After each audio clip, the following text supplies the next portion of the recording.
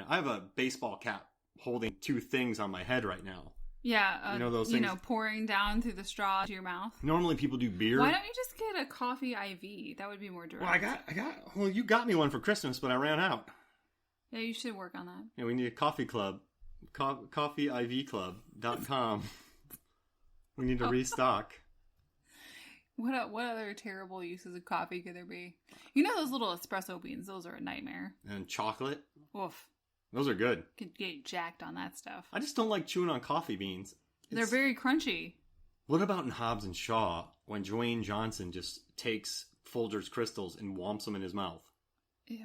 Remember that? No. Yeah, in the morning, because he doesn't have time for coffee. So he just ingests things. I don't like that. We have some downstairs. No. Because Jason Statham cooks his eggs and makes a nice French press coffee. They taste okay, but they don't taste that good. Dwayne Johnson just drinks eggs and then he eats coffee. Whoa! He doesn't eat the eggs, he just slugs them. Ugh. And then he eats his coffee backwards. What'd you... All right, there's a couple other things. What'd you think about Buscemi's character in this? I mean, I love his hat, Keep America White Again. And then when he's talking to Danny Glover, and they're like, hey, you want some more coffee to go? He's like, nah, it's too black for me.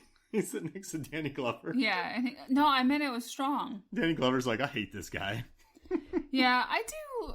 So Jarmusch said that the movie didn't have specific political messages in it.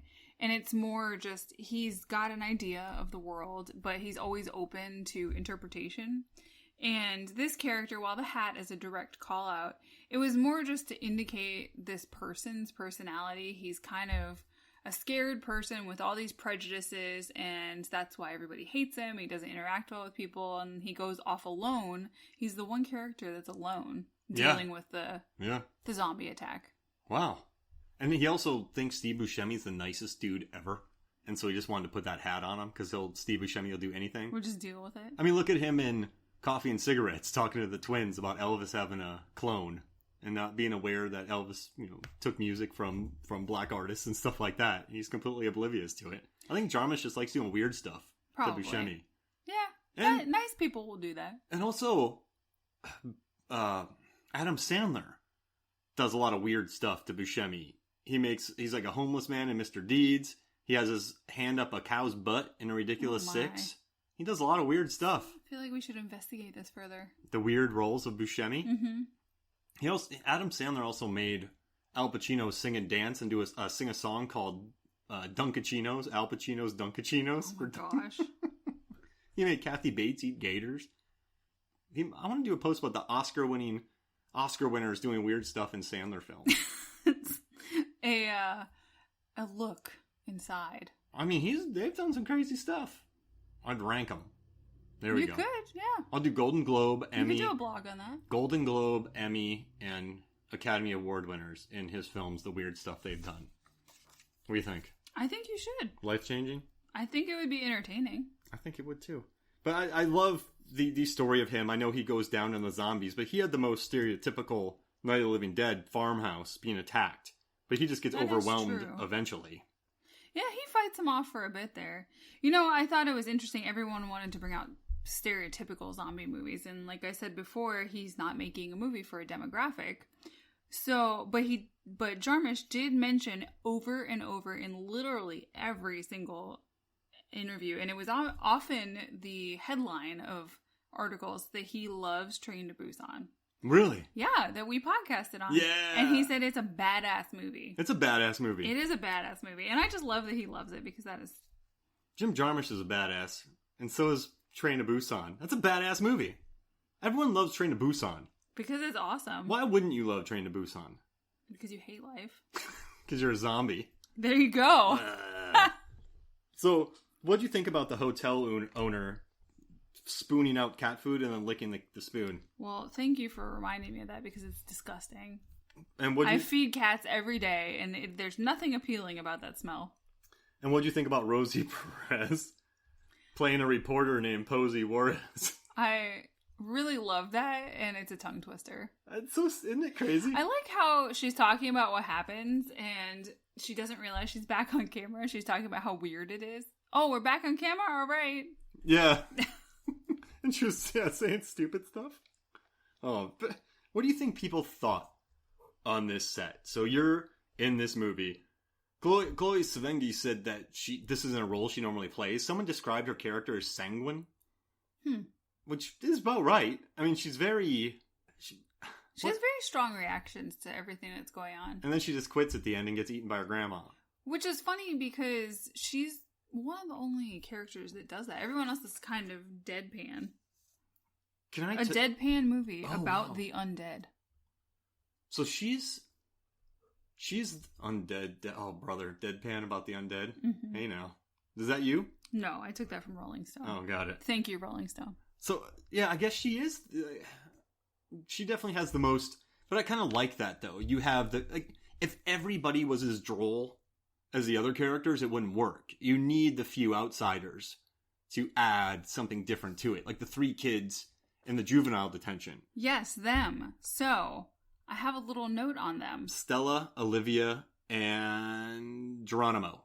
And talk about some weird interactions. Those kids are funny. So they're sitting there, they were watching TV, they're watching the news, and one of the boys keeps coming over into the girls' area to hang out. And the guards are such a strange sort of discipline. I don't even know where to go. They like the kids, though? They like them, but they know they have to discipline them in a way, and they just sort of insult them gently, and then they take them back to their area. All right, knucklehead. Yeah.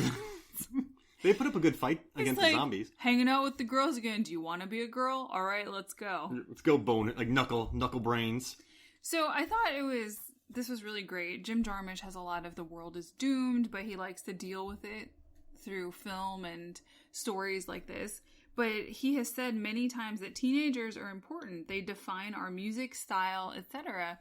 So at the end, the teenagers go. We don't know what happens to them because they are the hope.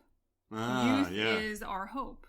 And that's the message he's putting out there. We don't need to... I think they're okay. In my brain, I think, the world's going to blow up, isn't it? We don't know. You're right. I think they'll be fine. Yeah, I think they seem scrappy. They seem like they can tough it out. They're smart kids. I think Guard 1 and 2 helped them because Guard 1 and 2 probably smushed some of those zombies and swearing at them. Now, I got a bone to pick with you, Megan. Oh, no. What did I do? We've been together for 10 years, and you have never once made me a Nosferatu homemade t-shirt. I'm so sorry. I don't, from the bottom of my heart, let me go get my paints. Frodo had one. Why do they call him Frodo in this? Why does everyone know to call him that? We'll have to Google it. Yeah, because everyone just calls him that. They do. Is it because he looks like... He doesn't even look like... He's got like a curly mop of hair. He's shorter. This is a squirrely thing. And then also Austin Butler, who plays Jack, calls him Frodo, too. And then he goes, did you just call me Frodo? It's got to be a look. Can I ask you another question? What? What do you think about the separate bungalows in Psycho? Oh, there were none, Mark. He's such a turd, isn't he? The Bates Hotel did not have separate bungalows. Oh, so stupid. There's a lot of random pretentiousness in this, and it's just very entertaining. So these hipsters, they're from Cleveland. Yeah. And they talk about Cleveland in Only Lovers Left Alive. Mm-hmm. And hipsters and the music scene. That's because Jarmusch is from Ohio, and he is from a place that ranks below Cleveland on the hipster scale. And he talks about it's near and dear to him, so he's always bringing up Cleveland. Oh, that's cool. Yeah. It's like, wait, no, that's Fresno Bob who got killed in Cleveland in Escape from New York. Oh, yeah. Fresno Bob, wow. I feel bad for... What do you think? What do you think Fresno Bob would be like in this world? Oof, I mean, he would probably be stealing stuff. Yeah. Think he would get away with it?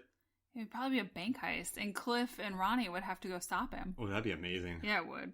So, what do you think about everyone's reactions to Selena Gomez in this? Except for her buds.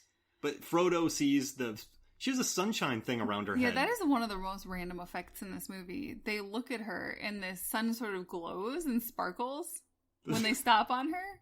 Do you think he just loved her? I think so. Jarmusch did mention how he has a thing for female pop music. He loves this age of empowerment for women and how they get to put out these progressive songs that have a lot of empowerment for women, and he likes Selena Gomez's music. I mean, right now you have Dua Lipa, you have Selena, you have Taylor Swift. Yep. You've got Billie Eilish. Oh, You've got all of the girl groups. They're crushing it. There's a ton of Korean girl groups. Blackpink just did a song with Lady Gaga. Who are the ladies that we like that sing EDM? Anne-Marie. Oh, yeah, Anne-Marie, and we like... Zara Larsson. We like Ellie Goulding. Oh, yeah. There's a lot of them. Strong. But what about when she meets Cliff and Ronnie? And so she comes out with... Oh, they give her the quarters? And you and I talked, she comes out with shorts that are like 8 times too short. They really are. But she walks up to them and she asks for change for $3. And Ronnie just pulls out an absurd amount of quarters and just starts putting them all into her hands. And she's like, that's fine, I'm okay. And then she tries to give him the money. He's like, I'm okay, it's fine. You can keep them. Oh, thanks. And then she walks away and he goes, is she Mexican? I have a thing for Mexicans. Like he's like, I love Mexicans. I've been there a couple times. Those are so random. And then there's just 3 guys just standing around. Why? No idea. What do you think about Bill Murray falling into that stupid grit? I spit. What do you think about Bill Murray? That's what the pop filter's for. Falling into... I have a giant pop filter between the two of us. To protect me. Yeah, a spit filter. But so Bill Murray's like, I don't see anything. And then he turns around and falls on the grave that he would have seen. Oh, into... Whose grave is it? Sam Fuller's empty grave. And Sam Fuller, I don't know if you know this, but David Thompson got me a Blu-ray of the Big Red One, which is a war film. And that's a movie directed by Samuel Fuller. Yeah, an homage to a renegade, low-budget, famous filmmaker. Dude was a maniac. He made a lot of movies. Oh, he made a ton of movies. Oh my gosh. Why do you think Moby Dick was referenced in here? I have no clue. Right? Does it make sense? No, not really, because this movie has a ton of musical references, as we've talked about. Yeah. I mean, Moby was an artist. Oh, there you go. And then, I don't know the other one. That one lost you. But, I just watched Warrior, and they had references to Moby Dick as well. So, I don't know. And then I love that line in this where they go, it's a full-on undead reanimated zombie shit. Yeah, that's a good one. That's a good line. Hey, did you notice, the little kids in their costumes that come to Bobby's and he gives them, I think, some candy? Yeah. Did you notice the stuff he said to them? I did. As they were leaving. What is that from? He said, stay sick, turn blue to the kids, which is a Cramps song called Surfin' Dead. Nice. That's deep. That's cool. Yeah. Yeah, there's a lot of that kind of stuff in this movie. Just so many references to songs and bands, and the Centerville town is a reference to a song, 200 Motels by Frank Zappa. Hey. Oh, I saw. Yeah, I read. The musical ones are hot and heavy in here. I think, and then 1973, Iggy's backstory in this was that he died in 1973. And they, that's when a show with Blue Oyster Cult and Kiss was, and he actually performed with them. So I kind of like that. And they had the Good Brothers, who were actual Blue musicians. Oyster Cult. Yeah. Which is quite often quoted in the Robert Galbraith books. Interesting. And he's a detective. Remember? Yeah. There's a lot Before every chapter? Oh, wow. That's it. Oh, no. J.K. Rowling's in trouble. This is getting deeper. We're getting deep in here. Oh, my gosh. Are we improvising here? I don't know. Sturgill Simpson, one more music reference. His hiring story, Jim wrote all of this, saying he wanted Sturgill to do the song. And the producers were like, no, you can't do that. We can't let him know we want him. Because then it gets more expensive. And he's like, I don't care. I want him. Nice. And they got him. I wonder if he regrets that, knowing how much of a budget constraint they had. But Sturgill seems cool. I doubt it. Sturgill's... I have a question, Meg. Did you play baseball back in the day? Yeah, a little minor league. Class A ball. Adam Driver's good with a machete in this movie. He really is. What do you think about the zombies turning to dust? It's very poetic. Cheap. Dust to dust. If you had blood ashes everywhere? to ashes. Oh, no. That's what you're right. Bob says at the end. Tom Waits. But do you think that it's cheaper? It's that, and Jarmusch said he didn't want a splatter movie. He didn't want it to be disgusting or horrifying. He wanted it to be just kind of deadpan. So he thought it was a great idea to have them turn to dust instead of splatter, because that takes the grossness out of it.